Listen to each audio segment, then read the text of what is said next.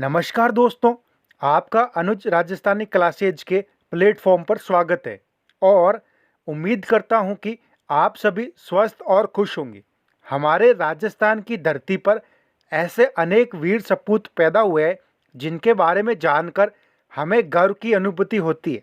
इन्हीं वीर सपूतों में एक नाम नागौर के शासक राव अमर सिंह राठौड़ व बल्लू चंपावत का आता है, जिनकी शौर्य गाथा को एक मतीरे की राड़ ने इतिहास के पन्नों में अमर कर दिया था। राव अमर सिंह राठौड़ मारवाड़ के शासक महाराजा गज सिंह के ज्येष्ठ पुत्र थे, जिनका जन्म 11 दिसंबर 1613 ईस्वी को जोधपुर में हुआ था। अमर सिंह बचपन से ही वीर होने के साथ उग्र व हठी स्वभाव के थे, जिस कारण महाराजा गज सिंह की दासी अनारा बेगम व अमर सिंह का संबंध तनावपूर्ण रहता था। अतः अनारा बेगम ने अपने प्रभाव का इस्तेमाल करते हुए अमर सिंह को राज्य से निष्कासित करवा दिया था। तब अमर सिंह की दोस्ती नागौर के हर्षोलाव ठिकानेदार बल्लू चंपावत से होती है, जो इनकी पूरी आव भगत करते हैं। इसके कुछ समय बाद अमर सिंह शाहजहाँ के मुगल दरबार में चले जाते हैं, जहां शाहजहाँ इनकी वीरता व शौर्य से प्रभावित होकर इन्हें राव की उपाधि तथा नागौर की जागीर प्रदान करते हैं। यहाँ पर अमर सिंह के जीवन में एक ऐसी घटना घटित होती है जो इनके पूरे इतिहास को ही बदल कर रख देती है, जिसे हम मतीरे की राड़ भी कहते हैं, जो दो किसानों के मध्य से होकर दो रियासतों के मध्य में युद्ध का कारण बन जाती है। ये घटना 1644 ईस्वी में नागौर व बीकानेर रियासत की सीमा पर स्थित दो गांव जोखड़िया व खीलवा गांव के किसानों के मध्य हुई थी। यहाँ पर तरबूज की एक बेल एक किसान के खेत से होते हुए दूसरे किसान के खेत में चली जाती है, जहाँ पर तरबूज लगता है। अब तरबूज के स्वामित्व को लेकर दोनों किसानों में लड़ाई हो जाती है, जिसमें अपने किसानों के समर्थन के लिए दोनों रियासतों के शासक भी इस लड़ाई में शामिल हो जाते हैं। इसी समय अमर सिंह आगरा के मुगल दरबार में होते हैं और जब उनको इस लड़ाई का मालूम चलता है तो वो फौरन मुगल सम्राट शाहजहाँ से अनुमति लेकर नागौर जाना चाहते हैं। लेकिन यहाँ पर बीकानेर के शासक करण सिंह का मित्र व मुगल सम्राट शाहजहाँ का रिश्तेदार सलावत खां भी मौजूद होता है, जो अमर सिंह को शाहजहाँ से मिलने नहीं देता। तब राव अमर सिंह बिना अनुमति के शाहजहाँ के दरबार में चले जाते हैं, जिसको देखकर सलावत खां क्रोध में अमर सिंह को गवार कहकर पुकारता है। यहाँ पर सलावत खां का गवार बोलना हुआ और अमर सिंह ने अपनी कटार से मुगल सम्राट शाहजहाँ के सामने सलावत खां की गर्दन उड़ा दी, जिसे देखकर हर कोई अचंभित हो गया। इस घटना के बाद अमर सिंह वापस अपनी हवेली पर आ जाते हैं। परिणाम स्वरूप शाहजहाँ अमर सिंह को मारने वाले को नागौर की जागीर देने की घोषणा करता है।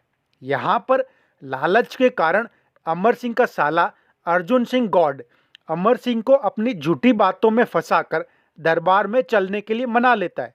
दरबार में जाने से पहले एक छोटा बुखारा दरवाजा होता है, जिसमें झुककर प्रवेश करना होता था। यहाँ पर अर्जुन सिंह धोखे से अमर सिंह के सीने में खंजर गोप देते हैं, जिस कारण वहीं 25 जुलाई 1644 ईस्वी को अमर सिंह वीर गति को प्राप्त हो जाते हैं। अब मुगल बादशाह शाहजहाँ अपना प्रतिशोध लेने के लिए अर्जुन सिंह को भी मरवा देते हैं तथा अमर सिंह राठौड़ के शव को अपमानित करने के लिए उनके शव को महल की छत पर चील कौवों को खिलवाने के लिए रख देते। इधर नागौर में जब अमर सिंह की रानियों को इस घटना की जानकारी होती है तो वो सती होने की तैयारी करने लगती है। इसलिए अमर सिंह के शव को लाने की जिम्मेदारी अमर सिंह के दोस्त बल्लू चंपावत को दी जाती है। बल्लू चंपावत अपने 500 सैनिकों के साथ आगरा के दरबार में जाते हैं, जहां वो चतुराई का उपयोग करते हुए बादशाह से एक बार अमर सिंह के शव का दर्शन करने की अनुमति ले लेते हैं।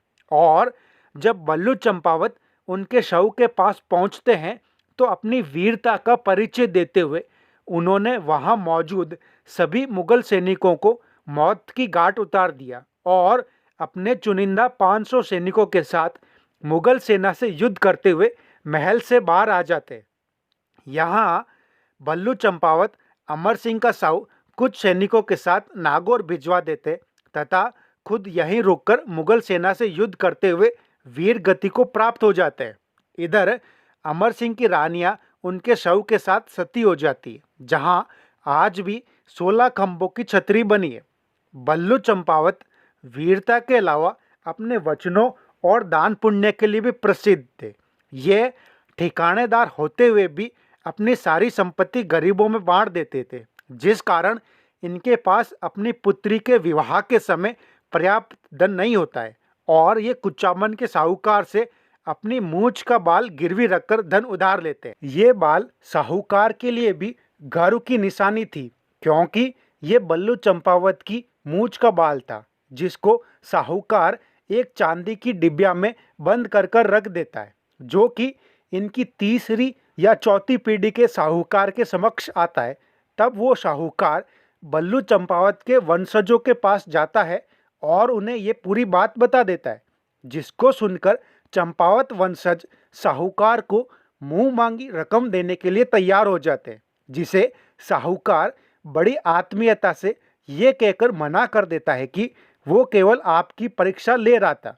इसके बाद विधिवत रूप से बल्लू चंपावत के वंशज उनकी मूंछ के बाल का अंतिम संस्कार करते हैं। इस तरह दोस्तों, इतिहास में राव अमर सिंह राठौड़ को कटार का धनी कहा गया है, जिनकी वीरता की लोक कथाएं राजस्थान, पंजाब और पश्चिमी उत्तर प्रदेश में गाई जाती है।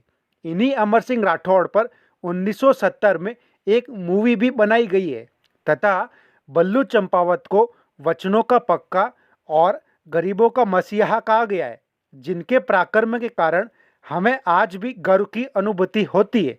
अंत में दोस्तों, आपको ये जानकारी अच्छी लगी हो तो अनुज राजस्थानी क्लासेज को सब्सक्राइब करें, लाइक करें, कमेंट करें और शेयर करें। धन्यवाद। जय हिंद।